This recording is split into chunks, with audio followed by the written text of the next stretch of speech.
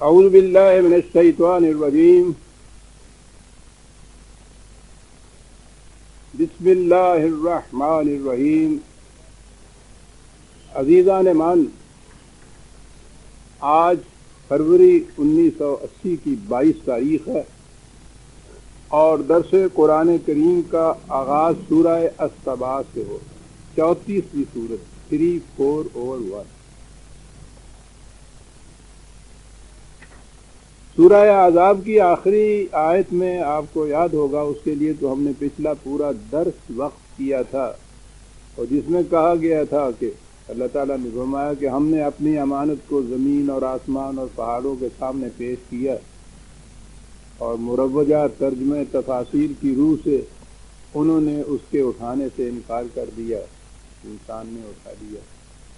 تو یہ بات تو واضح ہو گئی تھی کہ یہ ترجمہ اور تفسیر خود عربی لغت کی روح سے بھی اور قرآن کے مفہوم کی روح سے بھی غلط ہے۔ غلط ہی نہیں ہے بلکہ اتنا خدا کے متعلق، کائنات کے متعلق، انسان کے متعلق اتنا خلاف قرآن تصور پیدا کرتا ہے کہ اس کی وجہ سے بہت سی غلط فہمیاں اور پیچیدگیاں پیدا ہو جاتی ہیں۔ تو میں نے اس کا صحیح مفہوم بیان کیا تھا کہ کائنات کی کوئی شے بھی قانون خداوندی سے سرتابی کرنے کی مجال نہیں رکھتی، اور اس کے لیے میں نے متعدد مقامات پیش کیے تھے۔ وہ یوں ہی مثال کے طور پر 2-4 مقامات تھے، ورنہ سارا قرآن اس سے بھرا پڑا ہے۔ اور اس کے بعد اگلی ہی سورت کی پہلی ہی آیت جو ہے وہ خود اس کی تفسیر کرتی ہے کہ اشیاء کائنات میں سے یہ بات ہی نہیں ہے کہ وہ انکار کر دیں خدا کی امانت اٹھانے سے، اپنے فرائض کی سر انجام دہی سے، جو ذمہ داریاں انہیں سونپی گئی ہیں وہ ان کی ادائیگی میں کسی قسم کی کوتاہی کریں، تساہل برتیں۔ ابا اور انکار اور سرکشی کا تو سوال ہی پیدا نہیں ہوتا۔ تو وہ میں نے عرض کیا تھا کہ قرآن کریم کی ان صورتوں میں بھی عجیب ربط ہے، باہمی اور ترتیب ہے۔ آخری آیت وہ تھی اور اس آیت کی صحیح تفسیر اگلی سورت کی پہلی آیت میں ہو جاتی ہے کہ الحمدللہ الذی لہ ما فی السماوات و ما فی الارض۔ تو یہ خود چیز بتا رہی ہے، پہلی ہی آیت اس کی تفسیر کر رہی ہے۔ خدا کی ذات وہ ہے، یہ لہو جو ہے خواہ اس کے معنی ملکیت کے کیجئے یا یہ کہ اس کی پروگرام کے تکمیل کے لیے یہ تمام اشیاء کائنات سرگرم عمل رہتی ہیں، یہ بھی اس کے معنی ہوں گے۔ تو دونوں صورتوں میں یہ بات ہو گئی کہ اشیاء کائنات میں سے کسی کی یہ مجال نہیں کہ وہ خدا کے عائد کردہ فرائض کی سر انجام دہی میں سرتابی برتے یا تساہل برتے۔ لہو ما فی السماوات و ما فی الارض، یہ عجیب چیز ہے۔ اگرچہ یہ قاعدہ کلیہ تو نہیں، لیکن عربی زبان میں عام طور پہ ما غیر جانداروں کے لیے آتا ہے، اور من کے اندر جاندار بھی شامل ہوتے ہیں۔ تو من کے اندر تو انسان بھی شامل ہو جائیں گے۔ تو اس کی تو صورت یہ ہے کہ یہ اس امانت میں خیانت کرتا ہے، اشیاء کائنات نہیں کرتی۔ تو جہاں ما فی السماوات والارض ہے وہ اشیاء کائنات کے متعلق ہے۔ آئیں گی ایسی آیتیں کہ جہاں الگ انسانوں کے متعلق ہوگا کہ یہ کیسے سرکشی کرتا ہے، بعض آیات میں یہ ہوگا کہ اشیاء کائنات تو کبھی بھی اس میں سرتابی نہیں برتتی، انسانوں میں سے بعض اس کو تسلیم کرتے ہیں، بعض اس سے انکار کرتے ہیں۔ تو یہ واقعاتی چیزیں ہیں جو قرآن کے اندر آئی ہوئی ہیں۔ تو لہو ما فی السماوات والارض ولہ الحمد، یہ جو سلسلہ کارگہ کائنات کا سلسلہ اس حسن و ترتیب سے چل رہا ہے، ایسا عمدہ نظم و نسق ہے اس کے اندر کہ جو لوگ بھی اس کے اوپر غور و فکر کرتے ہیں، آپ کو معلوم ہے کہ حمد کے متعلق میں نے پہلے ہی یہ بتایا تھا، اور یہ بات تو قرآن کی پہلا ہی لفظ کہہ دیجئے الحمدللہ جہاں سے بات شروع ہوتی ہے، تو حمدیت کے معنی، حمد کے معنی عام جو ہم تعریف کرتے ہیں کہ سب تعریف خدا کے لیے ہے، یہ تعریف کرنا اس کے معنی نہیں ہوتا۔ اس کے لیے تو مدح کا لفظ الگ ہے، ثنا کا لفظ الگ ہے۔ یہ حمد ہوتا ہے کسی شاہکار، کسی کھانے یا تخلیق کرنے والے یہ شاہکار جو تکمیل تک پہنچا ہو اور اتنا حسین اور منفعت بخش ہو کہ اسے دیکھ کر بے ساختہ زبان کے اوپر جو تحسین کا نعرہ بلند ہوتا ہے، بے ساختہ جو چیز نکلتی ہے کہ واہ واہ کیا کہہ دیا، صرف اسے الحمد کہتے ہیں۔ تو اب یہ کارگاہ کائنات جو ہے اس میں غور کیجئے تو اس میں آپ کو یہ حمدیت ہی نظر آئے گی، لیکن اس میں ایک لفظ ہے فی الآخرت، بڑی عجیب چیز قرآن کہہ گیا ہے۔ بہت سی چیزیں ایسی نظر آئیں گی آپ کو کائنات میں جسے آپ دیکھیں گے کہ صاحب اس سے تو شر ہی پیدا ہوتا ہے، تکلیف ہی پیدا ہوتی ہے۔ وہ سانپ کے متعلق کون کہے گا کہ اس کو بنا کے اللہ تعالیٰ نے، سبحان اللہ کیا بات ہے صاحب، اس نے سانپ بنایا؟ تو نظر بظاہر یہ چیزیں آتی ہیں کہ ایسی چیزیں بھی ہیں۔ یہ بھیڑیں ابھی گرمی آ رہی ہے نکلیں گی، یہ ان چیزوں کو دیکھ لیجئے گا۔ یعنی اس قسم کی چیزیں ہمارے ذہنوں میں تو یہ ہے نا کہ جنہوں نے کبھی ان پہ غور نہیں کیا، تحقیق نہیں کی، تخلیق نہیں کی، کہ صاحب یہ تو ان کا تو فائدہ نظر نہیں آتا، وجود اس کے کہ وہ بوتھا سجا دیں تے سپ لڑ جائے تو اسی ویلے مر جاتا ہے بندہ، ہمیں تو اتنا ہی پتا ہے۔ لیکن جنہوں نے اس پہ تحقیق کی ہے وہ یہ بتاتے ہیں۔ اگلے ہی دنوں یہاں ہمارے یہاں پاکستان ٹائم میں ایک محقق کا ایک آرٹیکل نکلا تھا جس میں اس نے سانپوں کی قسمیں بھی گنائی تھیں، اور اس نے کہا یہ تھا کہ یہ ٹھیک ہے ان سے اپنی حفاظت کا سامان کیجئے لیکن ان کو تلف نہ کیجئے، اور اس نے بتایا تھا کہ یہ سانپ کس کس قسم کے کیڑوں کو، جراثیم کو، ان چیزوں کو تلف کرتے ہیں کہ اگر وہ زندہ رہے تو تمہارے لیے کھانے کے لیے کچھ نہ ملے کھیتی میں۔ اور یہ تو شاید آپ کو یاد ہوگا ایک ذاتی واقعہ جو میرا تھا، جب میرا آپریشن ہوا ہے تو اس کے بعد ایک ایسی صورت پیدا ہو گئی تھی کہ اس میں بالکل جان کے لالے پڑ گئے۔ عزیز محترم بزرگ ہمارے ڈاکٹر سید ودود صاحب، انہوں نے یہ کیا تھا، یعنی وہ وقت آ گیا تھا کہ ان کے گھر کی بچیوں نے بھی جان نماز بچھا لیے تھے، آخری صورت پیدا ہو گئی تھی، کچھ معلوم نہیں ہوتا تھا کہ کوئی صورت ہو سکے گی اس کے بچنے کی۔ تو اس وقت انہوں نے ایک انجیکشن دیا، آخری چیز تھی وہ، تو اس سے سنبھالا ہو گیا اور زندگی بچ گئی۔ تو میں نے بعد میں انہیں پوچھا تھا کہ ڈاکٹر صاحب اتنی مایوسی کے بعد یہ کیا چیز تھی جو کارگر ہو گئی؟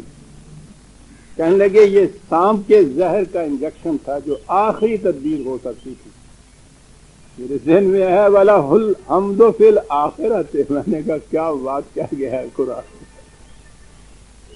یوں ہی نظر بظاہر پہلی چیز جو ہم دیکھتے ہیں تو ہمارے سامنے یہ ایولز نظر آتے ہیں، شر نظر آتے ہیں، ان کی خرابیاں ہی نظر آتی ہیں۔ تحقیق کرنے کے بعد یہ معلوم ہوتا ہے کہ نہیں، آپ دیکھیے کہ آخر الامر یہ چیزیں بھی ایول نہیں ہیں، یہ شر نہیں ہے۔ اس نے تو اپنے متعلق کہا بیدک الخیر، اس کے ہاتھ میں تو خیر ہی خیر ہے۔ یہ جو چیزیں ہم جن کو یہ شر کے پہلو میں دیکھتے ہیں، ہم اس کے خیر کے پہلو تک پہنچتے نہیں ہیں۔ تو یہ جتنی چیزیں بظاہر ہمیں شر نظر آتی ہیں، ان کو ذرا آگے چل کے دیکھیں تحقیق کے بعد تو یہ خیر ہوتی ہیں۔ اسی طرح سے یہ انسانوں کی دنیا کے اندر بھی جو یکسر شر نظر آتا ہے، استبداد ہے، استہلاک ہے، یہ سلب و نہب ہے، یہ ایکسپلائٹیشن ہے، یہ ظلم ہے، ظاہر نظر آتا ہے۔ عام طور پہ لوگ کہتے بھی ہیں کہ صاحب وہ خدا اگر ایسا ہی عادل ہے، خدا ایسا ہی قادر ہے تو ان کو روک کیوں نہیں دیتا؟ اس نے اس کے لیے ایک نظام بنا رکھا ہے، ایک مہلت کا وقفہ ہوتا ہے، اور یہ بھی اس کا خیر کا پہلو ہے کہ وہ فوراً گلا نہیں دبا دیتا کہ ذرا سی غلطی ہوئی اور ختم کر دیا اور ہلاکت کر دی۔ وہ مہلت کا وقفہ دیتا ہے، اس دوران میں اس کو یہ اس عمر کی گنجائش دیتا ہے کہ اپنی اصلاح کر دو، بچ جاؤ گے۔ وہ فوراً تباہ نہیں کرتا ہے، وقفہ دیتا ہے، لیکن اگر اس سے کوئی عبرت نہیں پکڑتا، اپنی اصلاح نہیں کرتا، جسے کہتے ہیں پلٹ کے صحیح راستے پہ نہیں آتا، تو پھر رفتہ رفتہ وہ ایکیومولیٹو ایفیکٹ جو ہے اس کا، وہ بارے گراں اتنا زیادہ بن جاتا ہے کہ پھر وہ اس کی تباہی اور موت کا باعث بن جاتا ہے۔ اور جب وہ تباہی اس وقت اس کی آتی ہے تو سوال یہ ہے کہ یہ حمدیت کیا ہے؟ وہ جو آیت ہے اس میں یہ وَقَطِعَ دَابِرَ الْقَوْمِ الظَّالِمِينَ فَالْحَمْدُ لِلَّهِ رَبِّ الْعَالَمِينَ، کہ اس طرح سے خدا نے ان ظالمین کی جڑ کٹ دی، اور دیکھو کہ کس طرح سے حمدیت ہے خدا کے لیے۔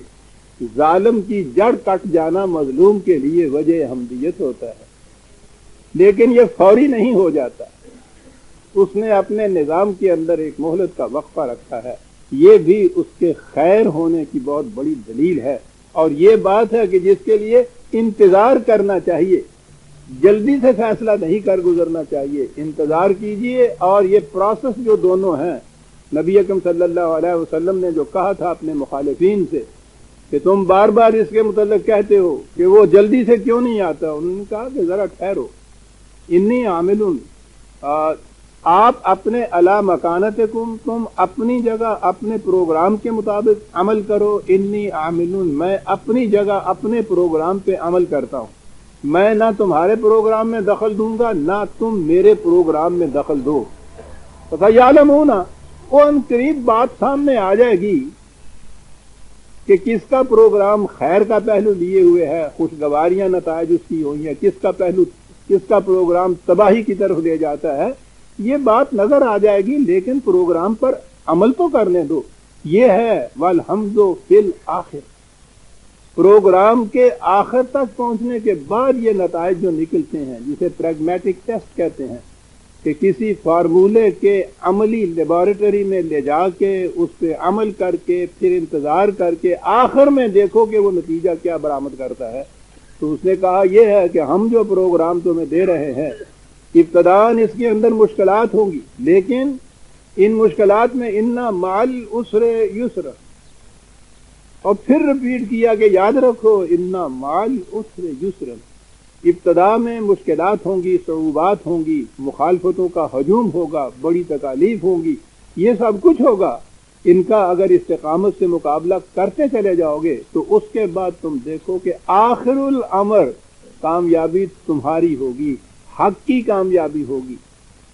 یہ ہم جو درمیان میں چھوڑ دیتے ہیں وہ استقامت نہیں ہماری ہوتی، ہم تھک جاتے ہیں یا تنگ آ جاتے ہیں یا مایوس ہو جاتے ہیں، اس کے معنی یہ ہے کہ ہمارا ایمان اس پہ نہیں ہوتا کہ آخر الامر اس نے کامیاب ہونا ہے۔ 4 قدم چلنے کے بعد ہم یہ کہتے ہیں کہ نہیں صاحب اس میں تو مصیبتیں ہی مصیبتیں ہیں، مشکلات ہی مشکلات ہیں۔ اگر یہ صورت ہے تو پھر تو ٹھیک ہے، شر کے قوتیں آپ کے اوپر غالب آتی جائیں گی، اور اگر آپ استقامت کے ساتھ ان کا مقابلہ کرتے چلے جائیں گے اور استقامت نصیب ہوگی اس یقین کے ساتھ کہ یہ جو پروگرام دیا گیا ہے خدا نے، اس کے ابتدا میں تو مشکلات ضرور ہے، لیکن بالآخر اس خارا شگافی کے بعد یہ وہ جو شیریں کی دودھ کی نہر ضرور نکلے گی۔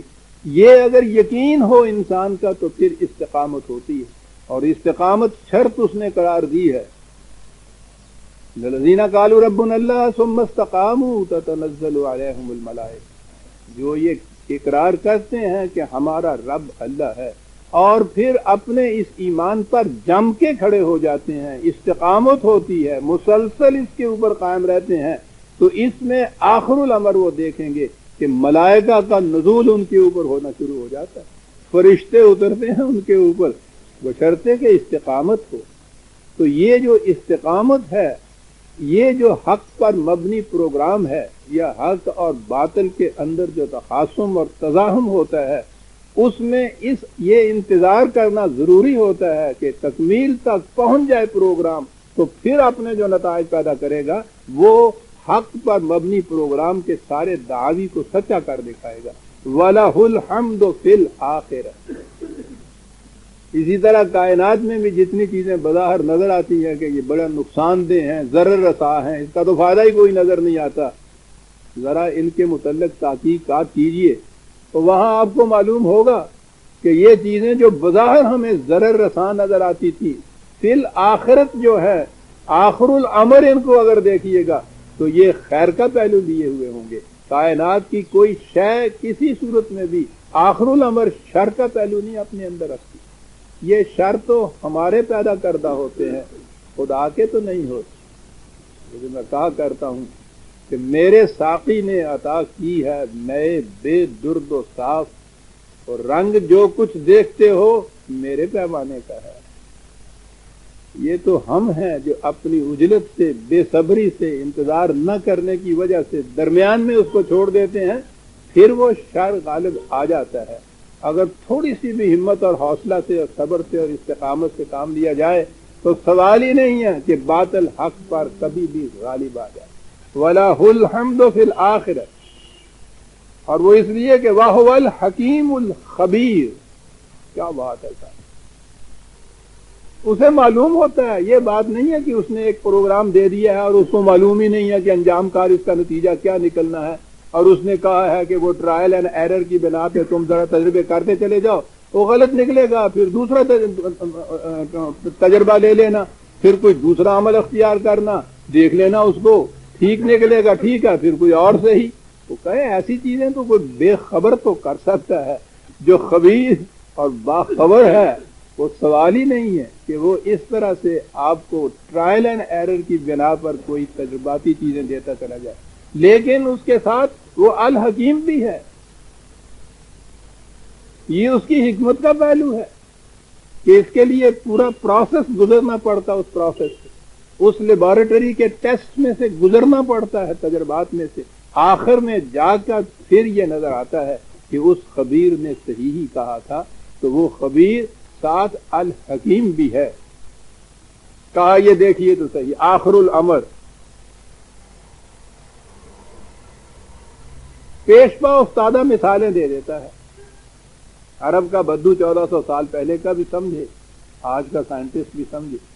یعلم ما یلج فی الارض وما یخرج منہا، اس کی ذرا کہتا مثال لے لیجئے، مثلا یہی لیجئے، کسان کو دیکھیے صاحب، نہایت اچھا عمدہ دانہ بیج، یعنی وہ اچھا اور عمدہ یہ کہ خاص طور پر وہ سلیکٹ کیا جاتا ہے جو بیج ہوتا ہے، روزمرہ کے کھانے سے بھی بہترین وہ غلہ اور اناج ہوتا ہے جو بیج کے لیے سلیکٹ کیا جاتا ہے۔ اس قسم کا سلیکٹ کیا ہوا غلہ دانے کرتا وہ کیا ہے، باہر جاتا ہے اور مٹی میں ملا کے آ جاتا ہے۔ اور جیسا کہ میں عام طور پہ مثال میں کہا کرتا ہوں کہ وہ ہر روز صبح جاتا ہے درانتی اور رسی لیے ہوئے، سارا دن اس کھیت میں محنت کرتا ہے، شام کو اسی طرح سے باہر لٹکائے ہوئے جیسے کہتے ہیں واپس آ جاتا ہے، ایک پیسہ بھی اس کو نہیں ملتا، روٹی کا ایک ٹکڑا بھی نہیں ملتا، مشقت ہی مشقت، محنت ہی محنت، بظاہر بلا معاوضہ محنت۔ اب اس کو آخر تک پہنچانے کے لیے کس چیز کی ضرورت ہے؟ استقامت کی ضرورت ہے نا، کہ وہ روز یہ کرے، راستے میں تھک کر نہ بیٹھ جائے۔ اس پروگرام نے اپنا ایک وقت لینا ہے۔ یہ جو اس نے گیہوں بوئے ہے، یہ 6 مہینے کے بعد جا کے اس نے فصل بننا ہے۔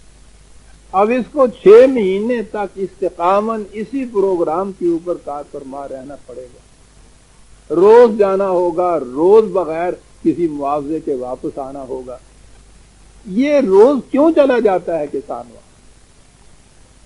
اسے اس پر ایمان ہے کہ اگر میں نے اس قاعدے کے مطابق اس پودے کی پرورش کی تو ایک ایک دانے کے بدلے میں وہ جو مثال کے طور پہ ہے 700 دانے جو ہیں مجھے ملیں گے۔ یہ اس کا ایمان ہے کہ وَلَهُ الْحَمْدُ فِي الْآخِرَةِ، آخر کار اس کا نتیجہ وہ برآمد ہوگا جو وجہ حمد و ستائش ہونا ہے۔ کہا یہ دیکھ لو، یعلم ما یلج فی الارض وما یخرج منہا، پیش پا افتادہ روزمرہ کی مثال کی بات ہے۔ ورنہ اگر وہ چھوڑ دے درمیان میں سے تو کچھ ملنا تو ایک طرف، وہ بیج بھی ضائع گیا نا، اس کا محنت بھی ساری ضائع گئی، اس سے زیادہ شر اور کیا ہوتا ہے؟ اچھا بھلا بیج بھی ضائع جائے، اتنے مہینوں کی محنت بھی ضائع چلی جائے، تو یہ اس لیے نہیں ہے کہ خدا نے یہ شر پیدا کیا ہے یہ اس کا عدم استقامت ہے جس کی وجہ سے وہ خیر شر کے اندر بدل گیا. ذرا اور ہمت کرے، تھوڑا سا اور صبر سے کام لے، 4 دن 4 مہینے اور اسی طرح سے محنت کرے، وَلَهُ الْحَمْدُ فِي الْآخِرَةِ، کہتا ہے روزمرہ کی بات ہے تمہاری. اور اس سے آگے بڑا نظام، وَمَا يَنزِلُ مِنَ السَّمَاءِ وَمَا يَعْرُجُ فِيهَا،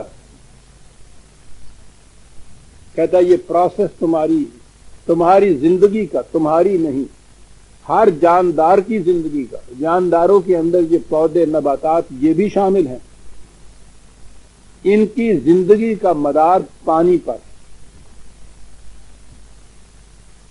کہا پانی تو تمہارے ہاں 3/4 حصہ جو ہے کرۂ ارض کا پانی ہے، خشکی تو ذرا 1/4 ہی حصہ ہے. کہا اتنی فراوانی سے پانی تمہارے پاس موجود ہے، لیکن ذرا ایک گھونٹ پانی کا پیجیے اس سمندر میں سے، وہ وجہ حیات بننے کی بجائے وہ باعث موت بن جاتا ہے. جسے کہا ہے کہ وَجَعَلْنَا مِنَ الْمَاءِ كُلَّ شَيْءٍ حَيٍّ، ہر زندگی بخشیا، ہر زندہ شے جو ہے وہ تو پانی سے بنتی، پانی پہ مدار ہے زندگی کا. جہاں نشان پانی کا ہو وہاں یہ چیز ڈیڈیوس کی جاتی ہے کہ واقعی یہاں زندگی ہوگی. لیکن اس نے کہا کہ اتنا فراوانی سے پانی موجود ہے تمہارے ہاں، اور وہ سارا پانی جو ہے وہ تو باعث ہلاکت ہوتا ہے. تو یہ جو سامنے پڑا ہوا پانی ہے تمہارے ہاں، وہ وجہ حمدیت یوں نظر نہیں آتا، لیکن کہتا ذرا اس پروسیس کے اوپر تو غور کیجئے، کتنا لمبا ہوتا ہے یہ پروسیس. اس کے لیے ایک سورج بنایا، سورج میں حرارت بھی دی اور روشنی بھی دی.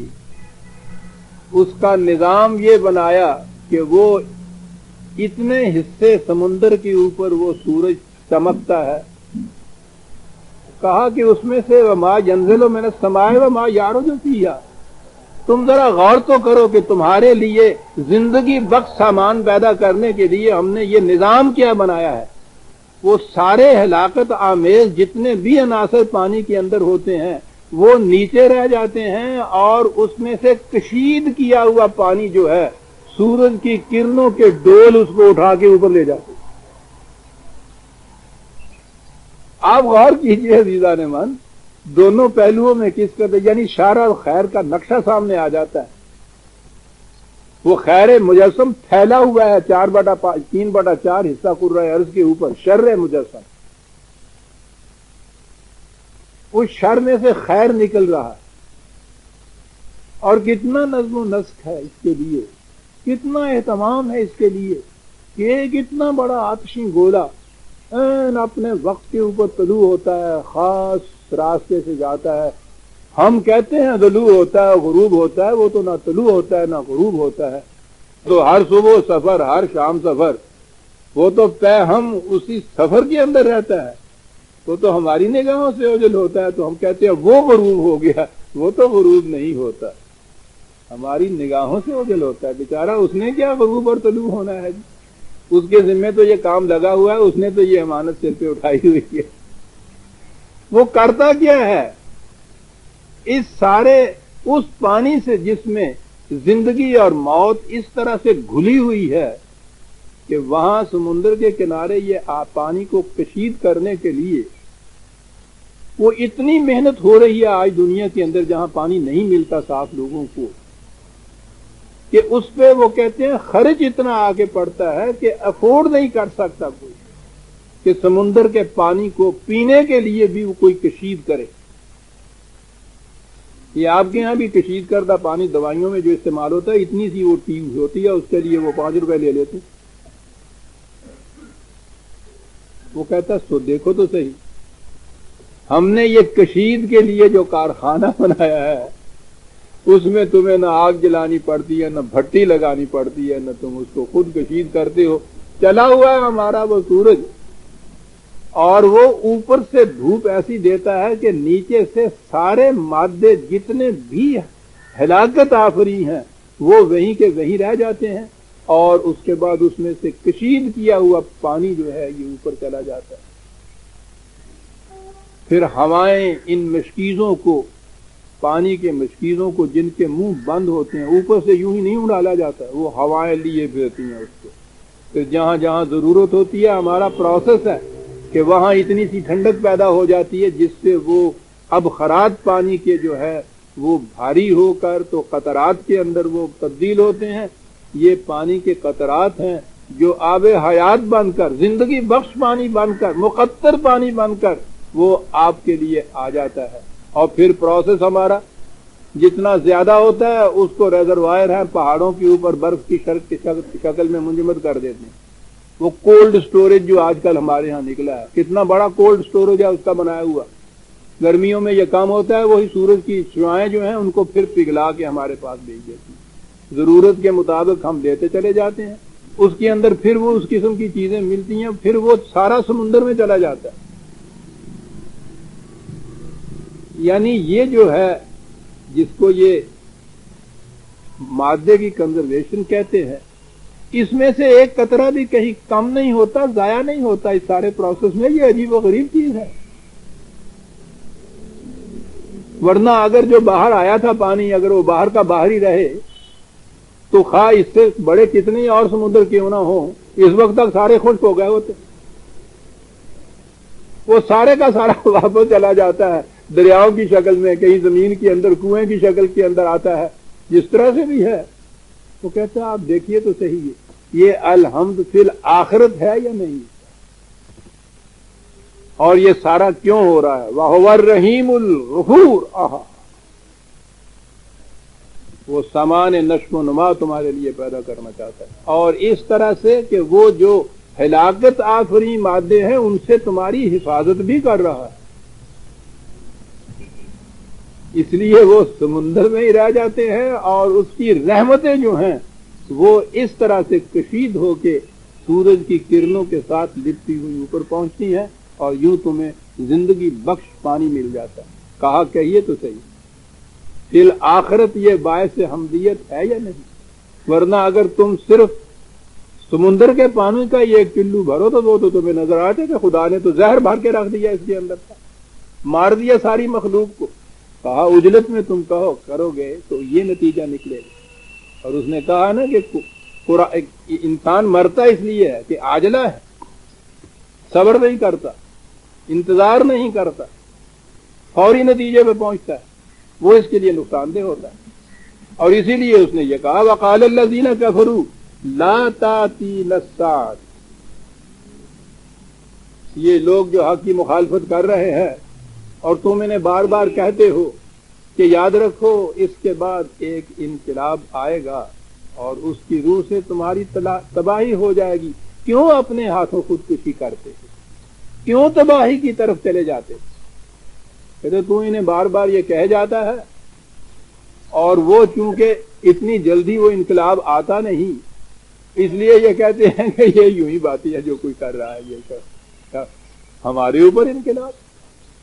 اور ظالم اور مستبد اور جس کے پاس اتنی بڑی قوت ہوتی ہے اس کے ذہن میں نہیں آتا کہ میں بھی آخر الامر ناکام ہو جاؤں گا اور تباہ ہو جاؤں گا۔ تو کہتا کون جم کیڑا ماں دا لال ہو جائے گا، سامنے سے آوے بڑے زور سے دھمکی دینا۔ قوت کا نشہ واقعی شرابی کر دیتا ہے آدمی کو۔ کہا یہ کہتے ہیں کہ روز دھمکیاں دیتے ہو تم، یہ سب چیزیں پھوکی دھمکیاں ہی ہیں، ہم پہ انقلاب نہیں آ سکتا، ہم نے بڑے انتظامات کیے ہوئے ہیں، بڑی قوتیں ہمارے پاس ہیں، یہ نہیں آتا۔ کہا یہ کیوں ہے کہ یہ کہتے بھی ہیں اس کے باوجود جلدی سے نہیں آتی، وہ اسی لیے نہیں آتی کہ ہم اپنے اس پروگرام کے اندر اس قسم کی تان آمیز باتوں سے بھی غصے میں نہیں آ جاتے کہ اچھا تو کہتا نہیں آتا، لے دیکھ پھر آؤں رہا کہ نہیں آؤں رہا۔ خدا نے اپنے آپ کو حلیم کہا ہوا ہے، بڑی عجیب چیز ہے۔ میں نے کہا تھا نا کہ یہ حلیم جو ہے اگلی نسل نے تو شاید حلیم تکیا بھی نہ ہوئے، موکی گیا ہے۔ ورنہ ذہن میں حلیم ہمارے ہاں وہ آتا ہے کہ وہ رڑکے ہی نہ بالکل یہ ہو جائے کھ مسیدہ ہو جائے جناب کو دو تماچے بھی مار جائے کہ کو کچھ نہ کہہ سکے. یہ بات نہیں ہے. خدا کی صفت حلیم ایسی تو نہیں ہو سکتی نا کہ کوئی اس کو تماچا بھی مار دے تو وہ کچھ نہ کہہ سکے. بڑی عجیب صفت ہے یہ.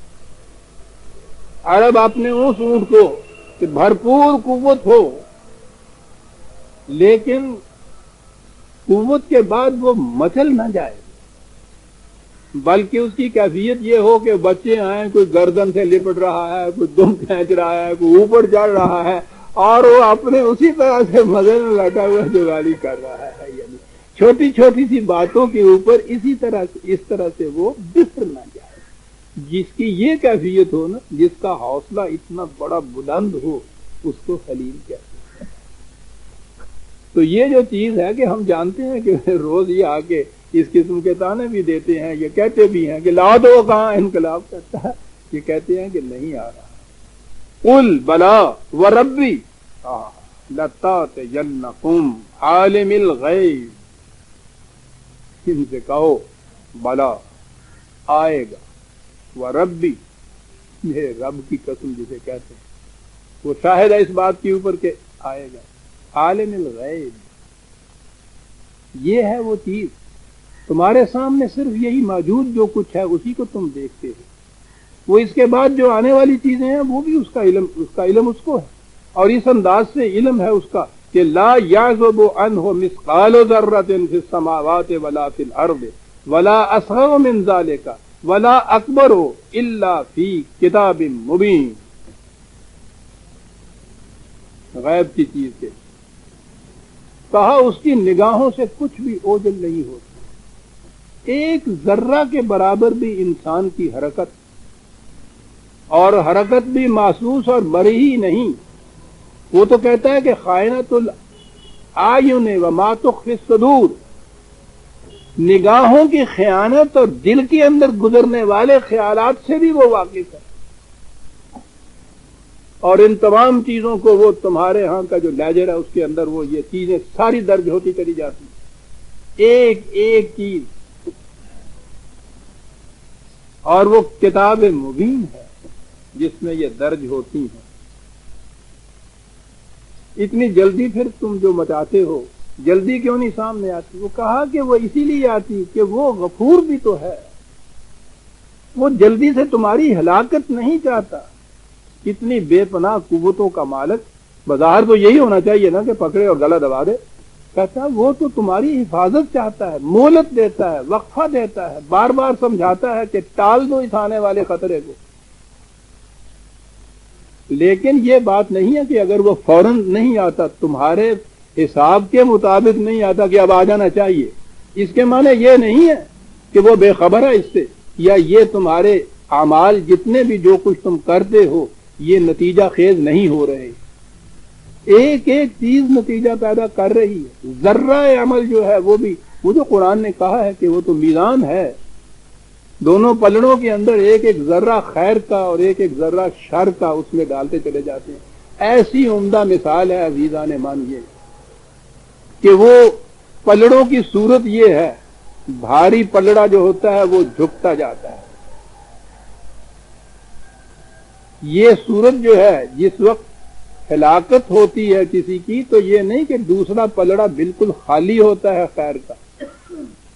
ہلاکت آمیز اس کے جو حرکات ہوتی ہیں انسان کے اعمال ہوتے ہیں وہ زیادہ وزنی ہو جاتے ہیں خیر کے مقابلے میں. وہ جو آج کی ڈاکٹری کی سائنس بھی کہتی ہے کہ جب انسان مرتا بھی ہے تو یہ نہیں کہ اس کے اندر قوت کا ایک ذرہ بھی باقی نہیں رہتا.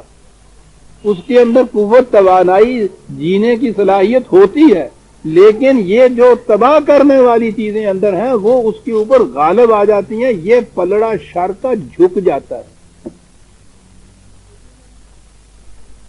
اس نے کہا کہ یہ جو چیز ہے یہ تو کتاب مبین ہے. یہ کتاب مبین جو ہے آ گئی بات سامنے جسے ہم اعمال نامہ کہتے ہیں. بڑی عجیب مثال قرآن میں اسی کو کتاب مبین کہا ہے. واضح کتاب 17/13 وَكُلَّ إِنسَانٍ أَلْزَمْنَاهُ طَائِرَهُ فِي عُنُقِهِ، یہ کوئی ایسی بات نہیں کہ ہمارے فرشتوں نے اپنے پاس تمہارا اعمال نامہ رکھا ہے، وہ لکھ کے وہاں بند کر دیتے ہیں، اپنے بستے میں باندھ دیتے ہیں، تمہیں پتہ ہی نہیں چلتا اس کا. یہ بات نہیں ہے. ہر شخص کا اعمال نامہ تو اس کی گردن میں لٹکا ہوا ہوتا ہے. کیا بات ہے، گردن میں لٹکا ہوا ہوتا ہے. بڑی عجیب مثال ہے. وَنُخْرِجُ لَهُ يَوْمَ الْقِيَامَةِ كِتَابًا يَلْقَاهُ مَنشُورًا. فرق یہ ہوتا ہے کہ اس وقت یہ جو اس کا اعمال نامہ ہے یہ کاغذ یوں لپٹا ہوا ہے، وہ ہوتا ہے نا یوں گول کر لیتے ہیں، کاغذ کو لپٹا لیتے ہیں، تاگا باندھ دیتے ہیں.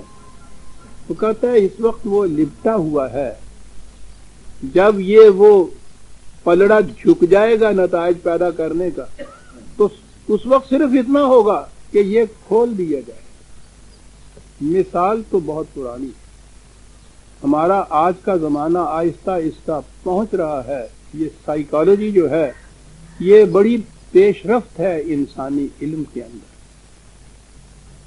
انہوں نے جو یہ تحقیق کی ہے کہ انسان کے اندر ایک کانشس مائنڈ ہے اور ایک ان کانشس مائنڈ ہے، نفس شعوری اور نفس غیر شعوری. اور وہ بتا رہے ہیں کہ انسان کا ہر عمل، اس کی حرکت، اس کے خیالات، اس کی خواہشات، اس کے آرزویں، اس کے ارادے، خواہ وہ عمل میں نہ بھی آئیں، ان کی تحقیق ہے کہ ان میں سے ہر چیز اس کے نفس غیر شعوریہ کے سٹور کے اندر جمع ہوتی رہتی ہے. لپٹا ہوا اعمال نامہ. شعوریہ کے حصے میں تو وہ کہتے ہیں 9/10 انکانشس مائنڈ کے اندر ہوتا ہے. یہ جسے انسان اپنے یہاں بہت بڑا انسان بنائے پھرتا ہے اور شعور اور فہم و تدبر، وہ سارا اس پروسیس کا 1/10 بھی نہیں ہوتا. اور اس کے بعد انہوں نے یہ بتایا کہ ایک پروسیس ایسا ہے کہ جس کے اندر، کیا بات ہے قرآن نے جو آگے کہی.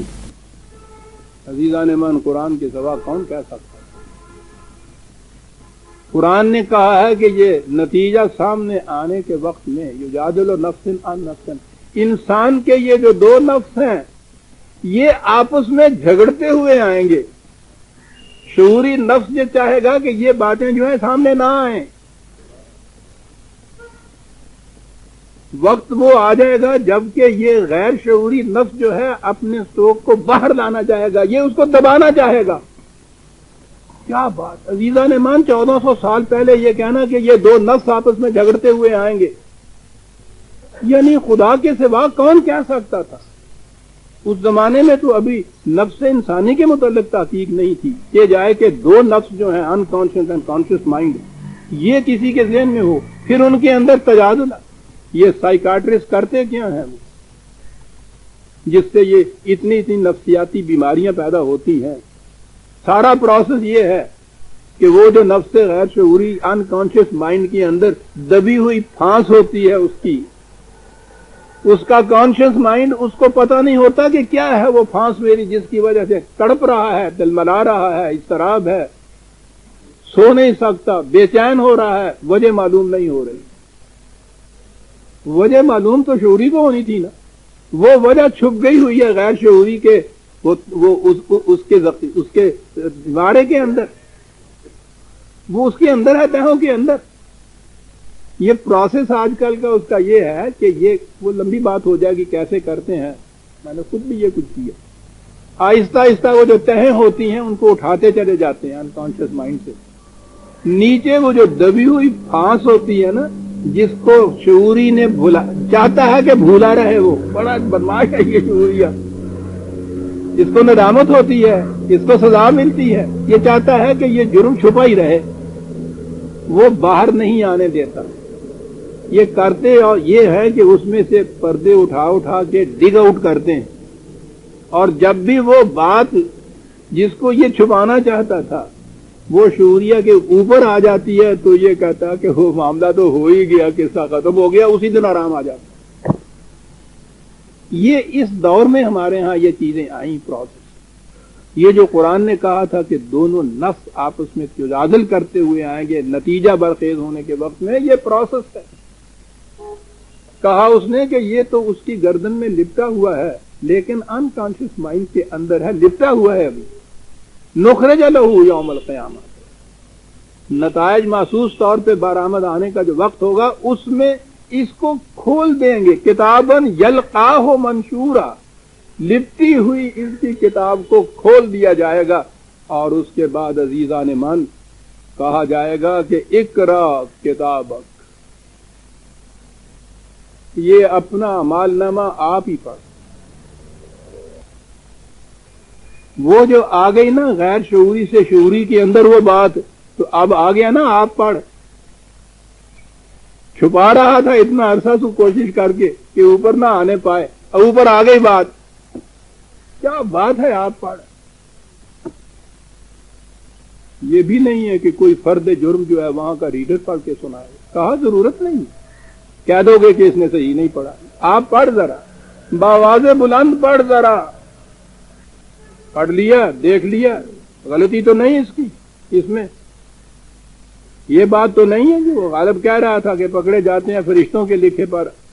اکثر آدمی کوئی ہمارا دم تحریر بھی تھا، کوئی ساڈا بندہ بھی آگا سی، گواہ بھی آگا سی کہ نہیں، میرا تو انگوٹھا بھی نہیں لگا ہوا. کہا یہ بات جو ہے ہم اس جھگڑے سے بھی الگ رہنا چاہتے ہیں. کہیں گے کہ پہلے پڑھ آپ، پھر کہو کہ کوئی غلطی تو نہیں ہے کہ جی صحیح ہے. اب اس کے بعد اگلی بات کہ پھر یہ جو تمہارے جرائم ہیں بتاؤ کیا سزا ملے. کہا کہ یہ بات بھی ہم نہیں کہیں گے. کفا بنفسک الیوم علیک حسیبا، خود فیصلہ کر لے کہ اس کا نتیجہ تمہارے لیے کیا ہونا چاہیے. گواہ بھی تو، کاتب بھی تو، عدالت بھی تو، مجسٹریٹ بھی تو، اپنے متعلق آپ فیصلہ کر.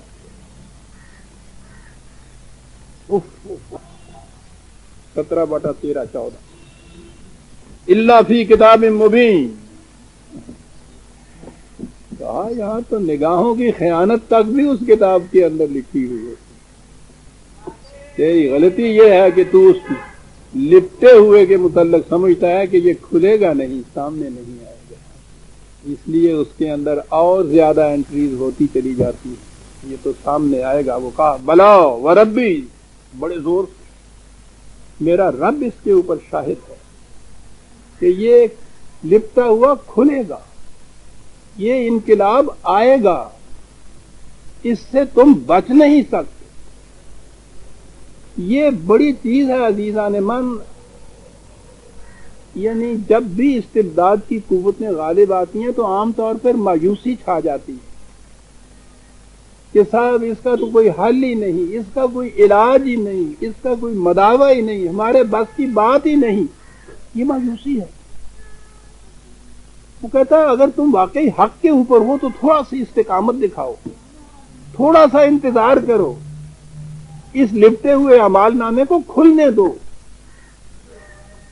اس وقت تم دیکھو گے اتنی اتنی بڑی قوتیں جو استبداد کی ہیں کس طرح سے ملیاں میٹ ہو جاتی ہیں تمہارے سامنے. ہم تو جڑ کاٹ کے رکھ لیا کرتے ہیں. کتاب مبین کاہے کے لیے ہے یہ سب پروسیس؟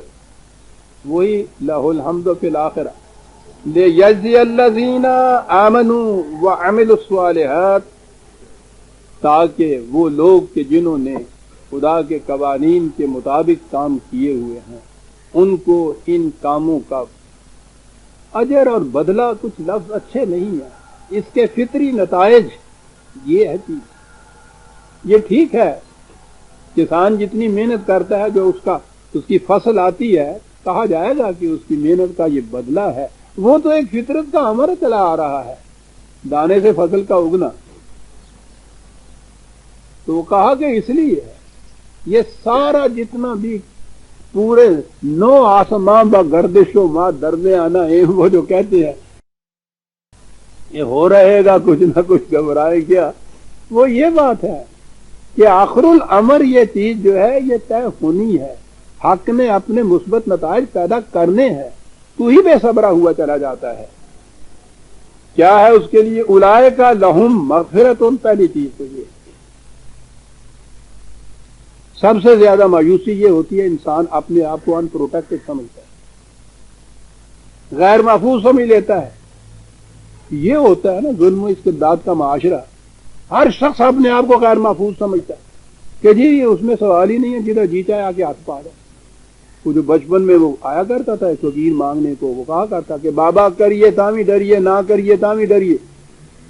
تو اس زمانے میں تو پتہ نہیں چلتا تھا کہ نہ کریے تو پھر کیوں ڈریے۔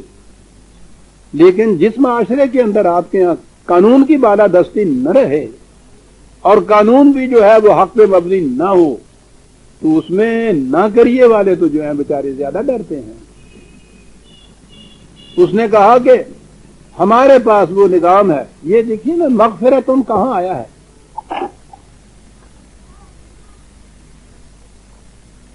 سامان حفاظت ہے ہمارے پاس، ڈرنے کی بات نہیں۔ تو یہ تو ہو گیا نیگیٹو پہلے، تو آیا تو کس کام کے لیے آیا؟ بر وقت ملے رزق، ٹھیک ہے جی، خالی رزق کی بات ہی نہیں، جہاں بھی قرآن نے کہا ہے ایمان و اعمال صالحہ کے بدلے یا فطری نتیجے میں رزق کریم کہا ہے صاحب، یہ عربوں کے ہاں اس لفظ سے زیادہ جامع لفظ انسانی شرف اور نجابت کے لیے دوسرا لفظ نہیں تھا، جس کے متعلق یہ ایک لفظ وہ کہہ دیتے تھے، اب معاشرے میں اس کے متعلق کچھ اور پوچھنے کی ضرورت نہیں رہتی۔ یہ وہ لفظ رزق کے معاملے میں جہاں آتا ہے وہاں وہ یہ استعمال کرتے تھے کہ اس طرح سے دینے والا کہ جس میں لینے والے کی کسی قسم کی سبکی نہ ہو۔ عزیزان من، اس سے بہتر اور رزق کریم کی بات کیا ہو سکتی ہے؟ کتنی جامع بات وہ لوگ کرتے تھے، دینے والا اس میں اہانت محسوس نہ کرے، سبکی اس کے اندر نہ ہو۔ اور وہ یہ کہتے تھے کہ وہ دینے والا جس کے دینے میں لینے والا سبکی یا اہانت محسوس کرے، یہ شخص خود کمینہ ہے، وہ اسے کریم نہیں کہتے تھے۔ یہ جو چیز ہے، اس انداز کا ملنا، قرآن نے اسی لیے اس قسم کے رزق کو شخصیتوں سے وہ اوپر لے گیا ہے کہ ہو سکتا ہے کہ شخصیت درمیان میں آ جائے تو لینے والے کی نگاہ جھک جائے، دینے والے کے اندر کچھ تو احساس برتری پیدا ہو سکتا ہے، انسان ہی تو ہے نا، یہ ہو سکتا ہے۔ اس لیے اس نے یہ چیز کہی کہ یہ انفرادی نہیں ہے، انفرادی تو خیرات ہوتی ہے، اور خیرات کے متعلق تو حضور نبی اکرم صلی اللہ علیہ وسلم نے یہ فرمایا ہے کہ دل کی موت ہوتی ہے۔ آپ نے عجیب چیز ہے یہ فرمایا۔ ہمارے ہاں عام طور پہ کہتے ہیں کہ اوپر کا ہاتھ نیچے کے ہاتھ سے بہتر ہوتا ہے، آپ نے کہا کہ غلط ہے۔ دینے والے کے دل کے اندر نخوت اور تکبر پیدا ہو سکتا ہے، لینے والے کے دل کے اندر احساس کہتری اور کمتری پیدا ہو سکتا ہے۔ اس لیے اس میں یہ انفرادی چیز اس نے رکھی نہیں۔ اس نے کہا کہ سارا کچھ جو ہے ایک نظام کے تابع ہے، وہاں جمع ہو، کچھ پتہ نہ ہو کس کا کتنا آیا ہے، اور اس کے بعد ہر ضرورت مند کو وہاں سے ملے، شخصیت درمیان میں آئے ہی نہیں تھا۔ اور یہ وجہ ہے وہ جو دینے والے ہیں،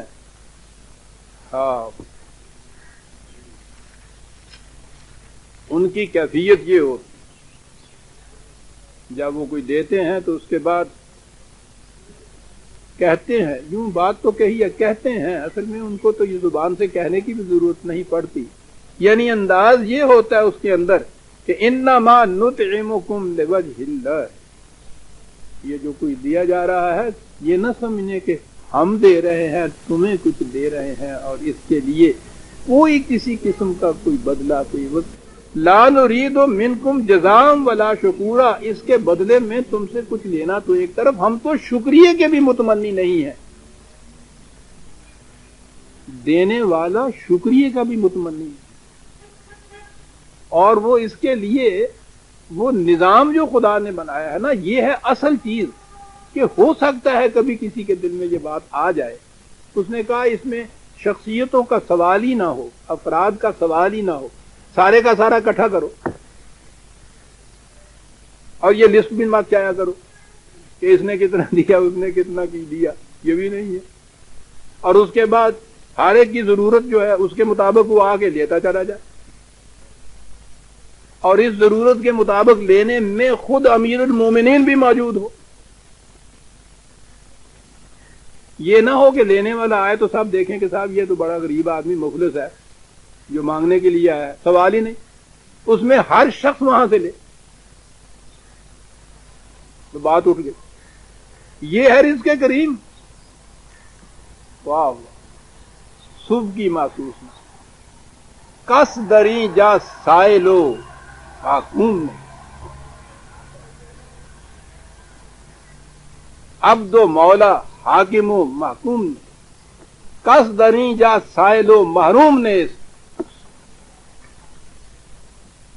عبد و مولا حاکم و محکوم نے۔ اور دوسری جگہ جو ہے یہ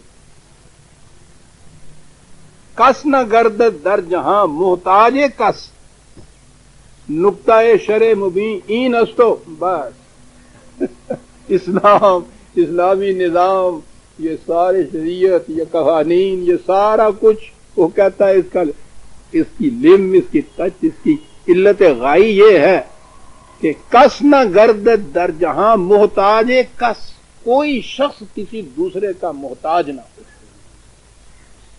نقطہ شرع مبین این نستو، بس ساری بات عزیزان من احترام انسانیت کے اندر،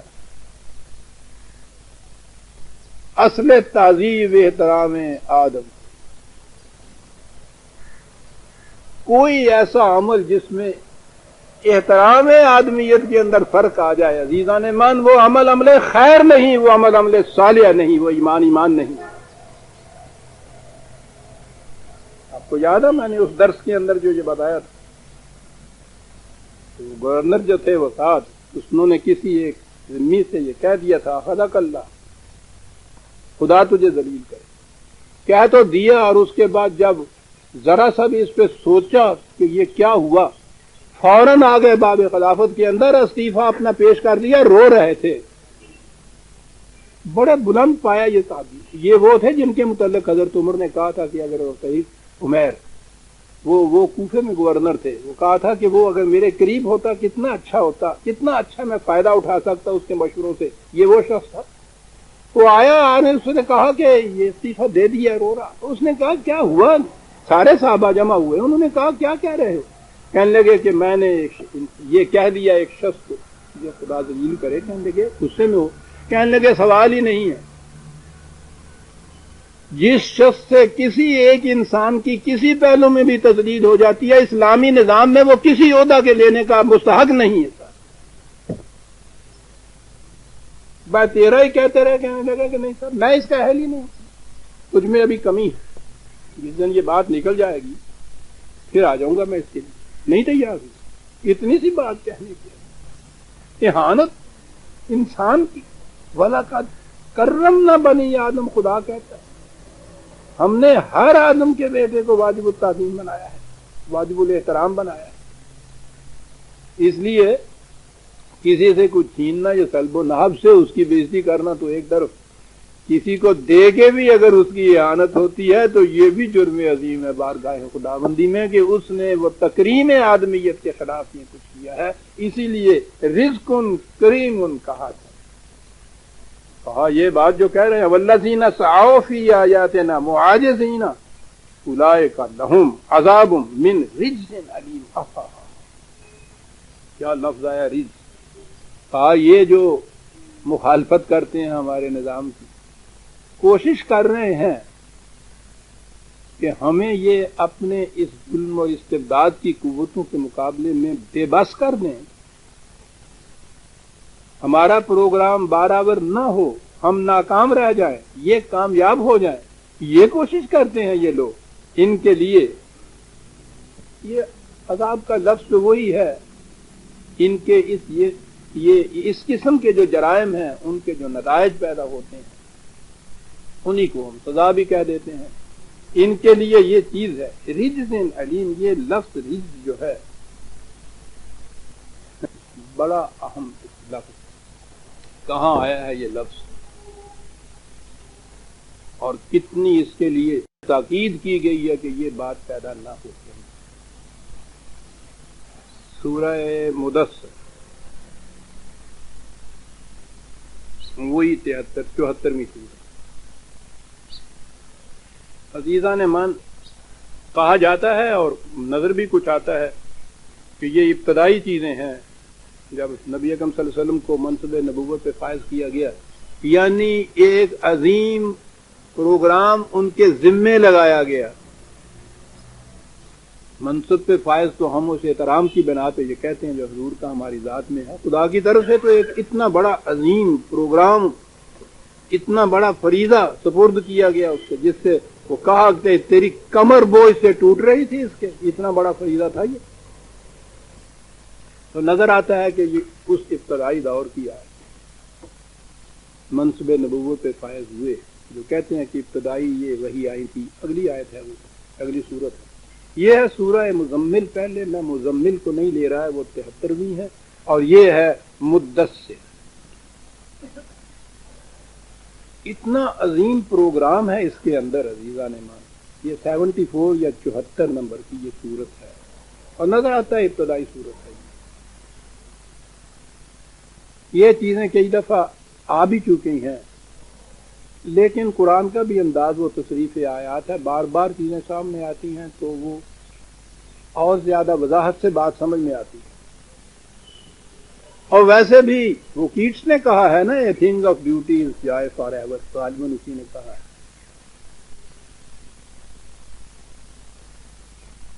کہ یہ بات نہیں ہے کہ کسی حسین یا حسن کو بار بار دیکھیے تو جی بھر جاتا ہے، اس سے حسن سے تو جی نہیں بھرتا۔ تاج محل کو جب بھی دیکھیے ہر بار اس کی ایک نئی کیفیت سامنے آتی ہے۔ قرآن کے یہ حقائق جو ہیں، جتنی بات بھی سامنے ہے اس میں ایک نئی چیز پیدا ہوتی ہے۔ یا ایھا المدثر، پہلے میں یہ آیتیں 3 پڑھ لوں۔ قم فانذر وربک فکبر وثیابک فطہر والرجز فاہجر ولا تمنن تستکثر۔ پروگرام یہ وہ لفظ رجز جو ہے نا، اس کے لیے میں نے ذہن میں آیا تھا کہ میں عرض کروں کہاں آیا ہے، بڑی اہم جگہ یہ ہے۔ ہمارے ہاں جو مروجہ ترجمے چلے آ رہے ہیں، پہلے انہیں دیکھیے کہ انہی کی روح سے کہتے ہیں کہ قرآن مجید کو سمجھنا چاہیے۔ نہایت قابل اعتماد ترجمہ ہے مولانا محمود الحسن شیخ الہند۔ ترجمہ اس میں یہ ہے، اے لحاف میں لپٹنے والے، کھڑا ہو اور ڈر سنا دے، اور اپنے رب کی بڑائی بول، اور اپنے کپڑے پاک رکھ اور گندگی سے دور رہو۔ نبی اکرم صلی اللہ علیہ وسلم کو خدا کی طرف سے یہ پروگرام دیا جا رہا ہے، یہ چیزیں کہ اپنے رب کی بڑائی بول، کیا سمجھا۔ اور اگلی چیز جو ہے عزیزان مان، اس کو آپ سوچئے تو صحیح کہ حضور سے 40 سال کی عمر میں تو حضور کو یہ نبوت ملی ہے۔ آپ سوچئے انہیں یہ کہا جا رہا ہے کہ اپنے کپڑے پاک رکھا کر اور گندگی اور غلازت سے دور رہا کر۔ معاذ اللہ، یعنی حضور کے متعلق یہ بات کہ وہ اپنے کپڑے بھی صاف نہیں رکھا کرتے تھے، اس کے لیے بھی وہ وحی دینی پڑی۔ کہاں پڑتا ہے جی؟ یہی تفسیریں ہیں، یہی ترجمے ہیں۔ مدثر، اے لحاف میں اٹھنے والے، مزمل، اے کملی والے، یہ ترجمے ان کے کیے جاتے ہیں۔ اور پھر وہ کملی والا تو پوچھو ہی نہیں پھر، ایک دنیا کملا کیتا ہے، اور دین شاعروں کے ہتھے چڑھ جائے تو پھر پوچھو نہیں کیا ہو جائے گا۔ تو چڑھے گا جب آپ کہیں گے وہ کملی والے ہو کہ جی وہ اللہ کو بڑا پسند آئے تھے آپ، تو پھر جتنے آپ کو یہ فقیر درویش یہ سارے جتنے بھی ہیں وہ سب وہ کملی لیے پھرتے ہیں۔ یہاں آگے وہ بڑے ہیں، اس نے کہا کہ کملی سے کام نہیں چلتا، وہ اے لحاف میں لپٹنے والے کہہ دیا۔ مدثر، عزیزان من، عربی زبان کا کوئی لغت اٹھا کے دیکھیں، حیرت ہے یہ چیزیں کہ جو اس طرح سے آتی ہیں۔ میں نے پہلے بھی عرض کیا تھا، تدسیب اس کو کہتے ہیں، جب خزاں کے موسم میں کوئی ایک پتا بھی کہیں نظر نہ آئے، زندگی کی تر و تازگی تو ایک طرف رہا، وہ زندگی کا نشان بھی وہاں نہیں نظر پہ آیا۔ جب یہ کیفیت ہو جائے گلشن عالم کی کہ اس میں کسی ایک درخت کے اوپر کوئی زندگی کا نشان تر و تازگی کی علامت بھی نہ رہے، اس کے بعد بہار کے موسم کے اندر جو نئے نئے شگوفے ان میں سے پھوٹتے ہیں اس کو کہتے ہیں تدثیر۔ مدثر کے معنی اے جہان کے خزاں دیدہ گلشن کے اوپر بہار نو لانے والے، کم کم قیامت لپٹی ہوئی ہے اس کم کے اندر عزیزان من۔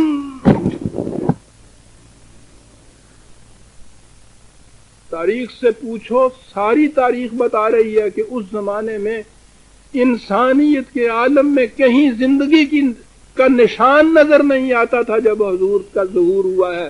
ہم نہیں کہہ رہے عزیزان من، emotion is the basis of civilisation, اس کو دیکھو ڈینیسن کی کتاب کو، دیکھیے وہ کیا نقشہ کھینچتا ہے، بین ہی یہ لفظ ہیں اس کے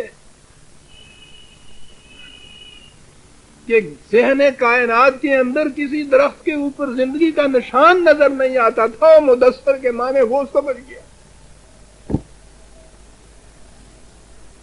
اے اس گلشن خزاں دیدہ پر بہار نو لانے والے، عزیزان من، میں سمجھتا ہوں اس سے بہتر نعت کا شعر نہیں ہو سکتا۔ خدا جب حضور کی نعت میں کہے گا تو وہ اس سے کم کیا کہے گا۔ اٹھ قم، آئیے اسی پہ آئیں پہلے۔ یہ ہے فریضہ رسالت، فریضہ نبوت تو وہ ہے کہ جو پروگرام مل گیا حضور خدا کی طرف سے، میل اس لیے نہیں گیا کہ ان کی ذات تک کے لیے یہ رہے۔ خدا کے ساتھ مثلا ہم کلامی ہے، باتیں ہو رہی ہیں، اس کی محفل میں گئے ہوئے ہیں، اس کے ساتھ یہ سارے تعلقات ہیں، سب کچھ اپنی ذات تک رکھا جائے، یہاں تک تو وہ نبوت ہے جو اس کی ذات تک آتی ہے۔ نبوت دی اس لیے جاتی ہے کہ فریضہ رسالت جو ہے اس کی ادائیگی ہو۔ اب رسالت ہے انقلاب لے آنا اس کائنات کے اندر۔ کہا یہ مل گیا پروگرام تمہیں، قم، اٹھ۔ قیامت کا لفظ اس کا مادہ بھی تو یہی کام ہی ہے جس سے تم ہے، قیامت برپا کر دے، یہ کہا قیامت برپا کر دے۔ یہ جو فرق ہے نا، میں نے کبھی تفصیل میں جا کے تصوف کی باتیں نہیں یہاں کی، وہ بڑی لمبی چوڑی بات ہے۔ میری کتاب کی کتابت ہو رہی ہے آج کل حقیقت تصوف کے اوپر، جو میں نے اب لکھی ہے، شاید زندگی کی آخری کتاب ہے۔ اس میں ایک بات، جو ایک نقطہ ہے، وہ ہے یہاں جو لانے کا اقبال نے جس کو بیان کیا ہے، بڑا اہم ہے۔ وہ کہتا ہے کہ جو کچھ بھی ہے خدا کی طرف سے ملتا ہے تصوف والے کو، جس کو اولیاء کرام کہتے ہیں، صوفی کہتے ہیں، جو کچھ بھی وہ ہوتا ہے، چلیے مانے لیتے ہیں کہ خدا سے ہم کلامی ہوتی ہے، باتیں کرتا ہے، روز خدا کے پاس ہوتا ہے، وہ تو ایسا انداز بتاتے ہیں نا، آپ نے تیسرا کٹھے کھیلن ڈے ہوئے ہے کہ نہیں گلیاں بھی یار ہوں۔ وہ کہتے ہیں کچھ بھی ہے، لیکن کسی دوسرے انسان کو تو اس سے کوئی فائدہ نہیں ہوتا، عالم انسانیت سے تو اس کا کچھ تعلق اس کی ذات میں ہے۔ چلو جی بہت کچھ ہے، اسے کہا جائے اگر کہ صاحب ہمیں بھی بتائیے کہ یہ کیا ہے، وہ کہتے ہیں صاحب ذوق ہی بادہ نہ دانی بخدا تانا چشک۔ بھائی یہ تو نشہ ہے شراب کا، جو پیے گا اس کو تو نشہ آئے گا، جو پیے گا نہیں، وہ سمجھا کیا میں سکوں تمہیں کہ نشہ ہوتا کیا ہے۔ کہا کہ یہ چیز فی الواقع اگر ان کو یہ میسر بھی آ جاتی ہے تو ابن مریم ہوا کرے کوئی، میرے دکھ کی دوا کرے کوئی۔ ابن مریم کا وجود تو اس لیے باعث احترام ہمارے لیے نا کہ وہ میرے دکھ کی دعا کرتا، نہیں کرتا تو ہر شخص ابن مریم ہوا کرے کوئی۔ بہت اچھی بات یہ کہہ دی، ظاہر نہ خود پیو نہ کسی کو پلا سکو، کیا بات ہے تمہاری شراب طہور کی۔ لیکن چلیے خود پیو نہ سے یہ کہتے ہیں اسی تو پیتی ہوئی ہے۔ لیکن سوال تو یہ ہے کہ عالم انسانیت کو اس سے کیا ملا؟ یہاں سے اقبال کے الفاظ ہی سامنے آ جانے چاہیے. میرے ذہن میں آ جایا کہ یہ بات یوں آ جائے تو زیادہ اچھا ہے, بات سمجھ میں آپ کے آ جائے گی.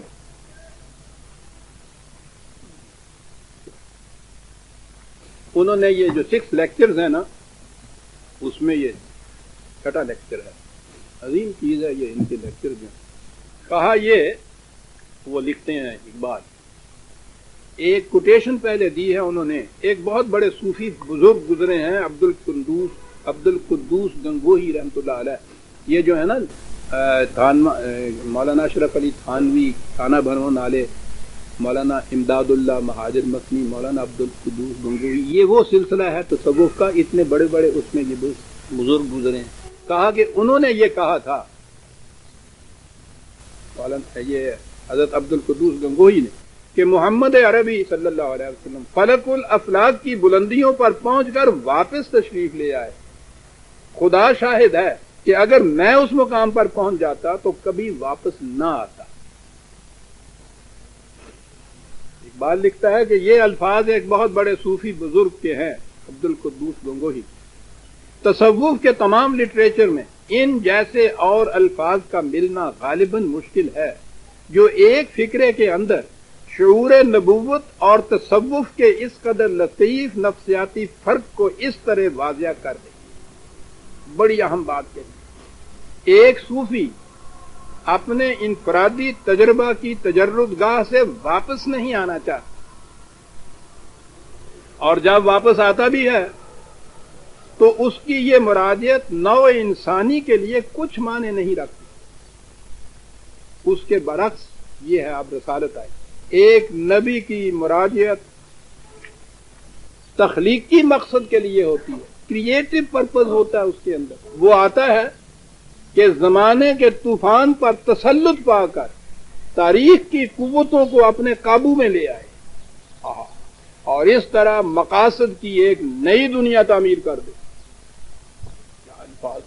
ایک صوفی کے لیے اس کے انفرادی تجربہ کی تجردگاہ آخری مقام ہوتی ہے, لیکن ایک رسول کے دل میں اس سے زلزلہ انگیز نفسی قوتیں بیدار ہو جاتی ہیں, جن کا مقصد یہ ہوتا ہے کہ وہ تمام دنیا انسانیت میں ایک انقلاب پیدا کرتے. یہ آرزو کہ جو کچھ اس نے دیکھا ہے وہ ایک جیتی جاگتی دنیا کے پیکر میں متشکل ہو جائے, نبی کے دل میں پیش ہوتی ہے. اسی لیے ایک صاحب وحی کے تجربہ کی قدر و قیمت جانچنے کا ایک طریقہ یہ بھی ہے کہ دیکھا جائے کہ اس نے انسانیت کو جس قالب میں ڈھالا ہے وہ کیسا ہے, اور اس کے پیغام کی روح سے جس قسم کی دنیائے ثقافت یعنی کلچر ابھر کر سامنے آ گئی ہے وہ کس انداز کی ہے. نبی کا فریضہ یہ ہوتا ہے, اور یہ ہے وہ چیز جس کے لیے کہا گیا کہ قم, اٹھ. نبوت تک تو وہ جیسا اگر سمجھا جائے تو وہ صوفی کا رتبہ ہے, تجردگاہ ہے, اسی ذات تک ہے. وہ ملا اس کو وہی, ملی وہی اس کو, لیکن وہ اس لیے نہیں تھی کہ وہ خود اپنے طور پر اس سے لذت انگوز ہوتا رہے, اس نشے میں سرشار رہے. یہ نہیں ہے, دیا گیا اس لیے پروگرام کے قم, اب تو بیٹھ نہیں سکتا, نہیں, اب اٹھنا ہو, قیامت برپا کرنی ہو. کاہے کے لیے پروگرام دیا جا رہا ہے, قم فانذر. پہلی چیز تو یہ انسانیت سے پروکلیم کر دے کہ جس روش کے اوپر تم چلے جا رہے ہو یہ تمہیں تباہیوں کے جہنم کی طرف لے جائے گی. وارننگ دے دے. پہلی چیز تو وارننگ ہوتی ہے, بڑی ضروری چیز ہے کہ جو راستہ تم نے اختیار کیا ہے وہ تمہیں تباہی اور بربادی تک لے جائے گا. فانذر, پہلی چیز تو یہ کر, پکارتا چلا جا, یہ بھی غلط ہے, یہ بھی غلط ہے, یہ بھی غلط ہے. اور اس کے بعد مثبت پروگرام کیا ہے, ربک فکبر. یہاں آ گیا یہ رب کا نشو و نما دینے والا, ربوبیت عالمینی کا ذمہ دار. خدا کی ربوبیت عالمینی وہ تو ہے, وہ خدا ہے, وہ رب ہے, لیکن اس کو دنیا کے اندر بروئے کار لانا، ایک عملی نظام پیدا کرنا جس سے واقعی کوئی رات کو بھوکا نہ کھائے، خدا کی ربوبیت خدا تک رہے، تو دنیا کے اندر تو لاکھوں انسان بھوک سے مر جاتے ہیں۔ خدا کی ربوبیت کو کیا کر عزیزان مان، ایک ایک لفظ اس آیت کا میں سمجھتا ہوں ایک ایک درس لینے کے لیے ایک ایک کتاب لکھی جائے۔ ربے کا تو ہے، وہ اس کی ربوبیت خدا بندی تو ہے، فکبر، اس کی ربوبیت کو دنیا میں کبریائی عطا کر کے سب سے اونچے اس کی کبریائی، اس کی ربوبیت ہو۔ اٹھ یہ کام کر، خدا کی ربوبیت خدا تک نہ رہنے دے، اس سے بھوکے کا پیٹ نہیں پڑتا۔ سارا دن تسبیح کے اوپر اگر وہ یہ پکتا رہے کہ تو رب ہے میرا، تو نشو و نما دینے والا ہے، نہیں پیٹ بھر، اس کے لیے محمد کے دست و بازو کی ضرورت ہے۔ فکبر، اس کی کبریائی کو قائم کر دنیا کے اندر کہ سب سے اونچے خدا کی ربوبیت چھا جائے۔ اٹھ، دیکھ رہے ہیں آپ، ترجمہ ہو رہا تھا اس کی بڑائی بول، کیا بات سمجھ میں آتی؟ کہا اس کے لیے سب سے پہلے کچھ اپنے اندر بھی تغیر کی ضرورت پڑے گی، دوسرے کو کچھ کہنے سے پہلے سیابہ کا پتہ ہے، جس کے معنی کیا اپنے کپڑے پاک صاف رکھ۔ ان کو پتہ نہیں، عربی زبان میں یہ صاب کے صابہ جو ہے، جس کو آپ پرسنالٹی یا شخصیت کہتے ہیں، اس کے لیے یہ لفظ آتا ہے۔ وہ کپڑے کے لیے تو اس لیے ہوتا ہے کہ وہ شخصیت نے اس کو پہنا ہوا ہوتا ہے، ورنہ یہ لفظ شخصیت کے لیے آتا ہے، پرسنالٹی کے لیے آتا ہے۔ اور یہ طاہر کے معنی یہ نہیں کہ پہلے کوئی غلاظت لگی ہوئی ہوتی ہے تو اس کو پاک کیا جاتا ہے، اس کے معنی دور رکھنا ہوتا ہے۔ ہر قسم کی ایسی چیز جو تمہاری تحریک کے لیے کسی قسم کی بھی خرابی کا موجب ہونے والی ہے، اس کو دور رکھ، اس سے اپنی شخصیت کو دور رکھ، اس سے دور رکھنے اس معنی پہلی شرط یہ ہے تمہارے۔ اور یہ وہ لفظ ہے وَالرُّجْزَ فَاهْجُرْ، یہ جو میں نے کہا ہے کہ وہ ترجمے کی روح سے کہ وہ گندگی سے دور رہو، یہ ترجمہ کیا تھا نا میں نے۔ رجس، اٹھ کھڑا ہو۔ پہلی آیت، پہلی صورت تھی مزمل، کہ تیرے تنہا کرنے کا یہ کام نہیں ہے، یہ ایک قافلہ ہوگا، رفقا کی جماعت ہوگی، والذین معہ ہوگا، ساتھیوں کو اپنے لینا ہوگا۔ عربی زبان میں مزمل کہتے ہیں اس کارواں سالار کو جو افراد کارواں کے انتخاب میں بڑی احتیاط برتے، اتنی احتیاط بھی برتے کہ ایک اونٹ کے اوپر اگر 2 سواریاں بٹھاتے تھے، ایک اونٹ کے دائیں اور بائیں ہودج کے اندر، اتنی احتیاط بھی برتے کہ یہی نہیں کہ وہ 2 سواریاں وزن کے اعتبار سے ایسی ہوں جن میں عدل کے معنی ہوتا ہے ایک جیسا وزن، کہ ایک طرف کہیں آپ کو 2-3 من کا بٹھا دیا جائے بھولو، دوسری طرف سے ایک نتا بٹھا دیا جائے تو وہ تو اونٹ کی بھی مشکل ہو جائے گی، سواریوں کی بھی مشکل ہو، دیکھیے عدل کہاں ہوتا ہے۔ لیکن وہ اتنا ہی نہیں جہاں کہتے تھے مزمل، اسی کارواں سالار کو نہیں کہتے تھے کہ جو یہ بوجھ ہی دیکھے کہ دونوں سواریاں ایک جیسا متوازی بوجھ رکھے ہوئے ہیں، بلکہ دونوں ہم مزاج بھی ہوں کہ راستہ انہوں نے کاٹنا ہے ایک دوسرے کے ساتھ، ایسی صورت نہ ہو غلامی تو کرنی ہے نہیں نہ بھی۔ ملزم کیا ہے یہ جماعت اکٹھی کر۔ اور اگلی بات عزیزان مان، یہ رجز جو ہے اب کرنا کیا ہے، قم ہے، کھڑے ہونا ہے۔ یہاں ہمارے ہاں، ہم تو گاؤں کے رہنے والے تھے، ہم نے تو دیکھا بیل جو ہے ان میں یہ بیماری ہو جاتی ہے اور اونٹوں میں بھی یہ ہوتی بیماری کہ اچھا بھلا، لیکن اٹھتے وقت طاقتور کی ان کی کیفیت یہ تھی کہ اٹھتا ہے تو ایک جھٹکے میں اٹھ کھڑا ہوتا ہے۔ ان کو ایک قسم کا اعصابی ذوف ہو جاتا تھا، بیماری ہوتی تھی کہ وہ ایک دفعہ نہیں اٹھ سکتے تھے، لڑکھڑاتی تھی ان کی ٹانگیں، کام کے کبھی بیٹھ جاتے تھے، پھر زور لگا کے اٹھتے تھے، 2-4 دفعہ ان کو اٹھانا پڑتا تھا۔ یہ جو کیفیت ہو جاتی ہے کہ اٹھنے کے لیے اتنی قوت نہ ہو کہ ایک جھٹکے سے اوپر اٹھ کھڑا ہو، اتنی توانائی نہ ہو، لڑکھڑا اٹھے ٹانگیں، لغزش آ جائے اس کے اندر، اسے وہ رجس کہتے تھے۔ کہا جماعت سے ساتھ تیار لے کے نکلی ہو، تم سے تو ہم نے کہا ہے کم، ہمیں میں نے کہا ہے کہ یہ عربی زبان عجیب زبان ہے جی، کسی قیام سے، یہ جو کم سے ہے، جب قیامت آتی ہے تے اس کے ساتھ لگتی ہے تو اس کے معنی ہوتا ہے وہ کام فوراً جھٹکے سے ہو جانا، ایک دفعہ ہی ہو جانا۔ اسے جو کہا ہے کم، تم نے قیامت برپا کرنی ہے، تو کہا ساتھی جو تم چنو اس میں یہ بھی دیکھو کہ ایسے نہ ہو کہ اٹھتے وقت ان کی ٹانگیں لڑکھڑا جائیں اور وہ کھڑے نہ ہو جائیں، ایسا ہو کہ ایک جھٹکے میں تو آواز دے یوں کھڑے ہو جائے۔ وَالرُّجْزَ فَاهْجُرْ، یہ چیز نہیں پیدا ہونی چاہیے رفقا میں۔ اور اس کے لیے پہلی شرط یہ ہے، تم اٹھے ہو تو تم نے دنیا کے محتاجوں کی احتیاج کو پورا کرنا ہے۔ پروگرام کا پہلا ٹکڑا یہ ہے، ایسا کرنا ہے تو سمجھا دو اپنے ساتھیوں سے، وَلَا تَمْنُن تَسْتَكْثِرْ، وہ سمجھ لیں کہ یہ جو تم دوسروں کو دے رہے ہو، اس خیال سے نہ دینا کہ تمہیں اس کے بدلے میں ان کی طرف سے اس سے زیادہ ملے گا، کچھ نہیں بدلے میں لینا۔ اس طرح احسان نہ کسی پہ کر کے کاش تمہارے دل میں یہ ہو کہ اس سے مجھے بدلے میں زیادہ کچھ ملے گا، خواہ تعریف ہی کیوں نہ ہو، بالکل نہیں۔ یہ 4 کڑیاں پہلے پروگرام کی ہیں عزیزان نے، اور ابھی صورت باقی۔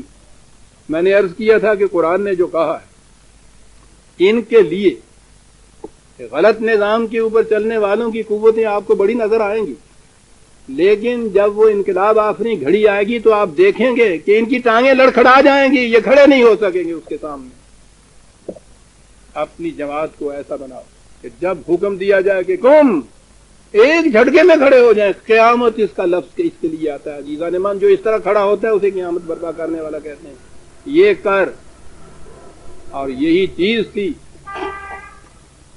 جو جماعت مومنین کے اندر رہنی چاہیے تھی ہمیشہ کے لیے، جیسے حضور نے یہ کہا تھا۔ پھر اقبال آ گیا سامنے، مومن کے متعلق وہ یہ کہتا ہے کہ دوگیتی را سلاو از کے آتے مومن قرآن پڑھتا ہے، اعلان کرتا ہے تو وہ دونوں جہانوں کو دعوت دیتا ہے، اپنی ذات تک نہیں اس کی کرت ہوتی۔ میں پھر یہ کرت کا بھی لفظ آ گیا ہے تو آ ہی جائے بات سامنے۔ یہ جو وہ سورہ علق ہے نا، وہ جو اقرا باسم ربک الذی خلق، بڑی عظیم روایت کی روح سے کہا جاتا ہے کہ سب سے پہلے یہ گویا آیتیں تھیں جو نازل ہوئی تھی، اور اس کے ساتھ پھر وہ کہانی کہ حضور غار میں تھے اور یہ کچھ کرتے تھے، تو ایک دن حضرت جبریل آ گئے اور آپ نے آ کے، حضرت جبریل نے آپ کے سامنے ایک کاغذ رکھا اور کہا کہ اقرا، پڑھ۔ تو حضور نے فرمایا کہ میں تو پڑھنا جانتا نہیں، یعنی خدا نے لکھ کے بھیج دیا کاغذ، جبریل سے کہا کہ جا کے اسے کہو پڑھ۔ معاذ اللہ، نہ خدا کو پتا کہ پڑھنا نہیں جانتا، نہ جبریل کو پتا۔ اندازہ لگائیے آپ کے ہاں ان روایات کی روح سے بات کہاں جاتی ہے، پتہ نہیں یہ کیا دور تھا کس میں یہ چیزیں آ گئیں۔ پڑھ، کہتے میں تو پڑھنا نہیں جانتا۔ انہوں نے پھر کہا، یعنی اعتبار ہی نہیں آیا، پھر پڑھ، جس کا کہیے ہجے کر کے پڑھ، یہ نہیں آتا۔ عزیزوں نے من کلیجہ شک ہو جاتا ہے، کیا عرض کروں کہ کیا بات ہے۔ جب یہ دیکھ لیا کہ یہ نہیں بات باندھی تو پھر جبریل نے آپ کو گلے سے لگایا اور پھر وہ سارا علم جو تھا لدنی وہ آپ کے اندر منتقل ہو گیا۔ لیکن اس کے باوجود یہ کہتے ہیں کہ پھر رہے تھے آپ ان پڑھ ساری عمر، کیا کیا باتیں کر۔ پہلی وہی اگر یہ تھی، ہو سکتا ہے جیسے وہ قم والی جو چیز ہے، پہلا پروگرام اقرا، وہ جو قم تھا وہ ربے کا فکبر تھا نا، اقرا باسم ربک الذی خلق، وہی ربوبیت سے ابتدا ہوتی ہے ساری کی۔ یہ اقرا یا قرآن کے متعلق کہتے ہیں وہ چیز جو زیادہ پڑھی جائے. اقرا کے معنی پڑھنا ہوتا ہے. عزیزان مان اس کے بنیادی معنی ہوتے ہیں پروکلیم کرنا، اعلان کرنا کسی چیز کا، دنیا میں اعلان کر دے. قرآن کے معنی پروکلیمیشن ہوتا ہے، وہ جو سلطنت کی طرف سے منشور ایک جس کا اعلان کیا جاتا ہے نا کہ یہ ہمارا منشور ہے. قرآن یہ نظام خداوندی کا منشور ہے، پروکلیمیشن ہے جو دنیا میں اس کا اعلان کیا جائے گا. یہ ہے وہ چیز. اقرا کے معنی ہے پروکلیم کرنا، اعلان کرنا. اٹھ اعلان کر کس چیز؟ خدا کی صفت ربوبیت جو ہے اس کا عالمگیر اعلان کر دے. اس نے انسان کو پیدا کیا تو یہ نہیں کہ پیدا کیا اور اس کے بعد موت تاری اس پہ. وہ زندہ انسان پیدا کرنے کے معنی یہ ہیں کہ اس کی زندگی کا دار و مدار جن چیزوں کے اوپر ہے وہ ساتھ دے سارے. اٹھ اور اعلان کر دے. اقرا اس میں رد کلذی خلق، اسی کو کرت کہتے ہیں. بات آئی تھی اقبال کے شعر دگیتی را سلاو از قرأت اوس. مومن کی قرت جو ہے قرآن کی، قرآن کا پڑھنا نہیں ہے، اعلان کرنا ہے قرآن کے پروگرام کا. دونوں دہانوں کو وہ دعوت دیتا ہے مومن. مسلمان لا یموت از رکعت اوس. رکعت کے معنی یہ دو رکعتیں ایسی کہنے ہیں نا. رکعت کے معنی رکوع، خدا کے سامنے جھک جانا. خدا کے سامنے مومن جھکتا ہے تو لا یموت ہو جاتا ہے. وہ بھی ہے یہ لا یموت ہے، مرتا نہیں ہے، پھر یہ زندہ جاوید ہو جاتا ہے. اس کی حیات جاوید حاصل کر لیتا ہے خدا کے قوانین کے سامنے جھکنے سے. نداند پشتائے این اثر بے سوز. اس زمانے کا پشتہ مارا ہوا انسان، وہ زمانہ کہ جس کے اندر خود سوز نہیں ہے، اپنے اندر سوز نہیں ہے، دوسروں کو مار دیتا ہے. کیا بات کہہ گیا ہے؟ این اثر بے سوز ندانت، کیا جانے وہ یہ قیامت ہا کہ در قد قامت اوس. یہ اذان کے بعد جب جماعت کھڑی ہوتی ہے تو اس میں یہ ہے نا، اس میں یہ لفظ ہوتے ہیں قد قامت الصلاۃ، قد قامت الصلاۃ. اس کے معنی ہے صلاۃ کھڑی ہوگی، اس کا ترجمہ کیا جاتا ہے. وہ کہتا ہے کہ یہ اثر بے سوز کا کشتہ جو ہے انسان، اس کو کیا پتا ہے کہ مومت جب کہتا ہے قد قام، اس کے معنی کیا ہوتی ہے. وہ تو قیامت کا اعلان کر رہا ہوتا ہے. اس لیے یہ کہا کہ یا ایھا المدثر قم فانذر. اور یہ سب کچھ خدا کی ربوبیت کے نظام کا اعلان ساری دنیا کے اندر کر دے. اور نظام وہ ہے کہ جو یاد رکھو جن کی ٹانگوں میں ابھی لڑکھڑاہٹ ہے وہ اسے کام نہیں کر سکیں گے. اس کے لیے تو اتنی مضبوط ٹانگوں کی ضرورت ہے کہ قم کہے اور ایک جھٹکے سے کھڑا ہو جائے، قیامت برپا کر دے.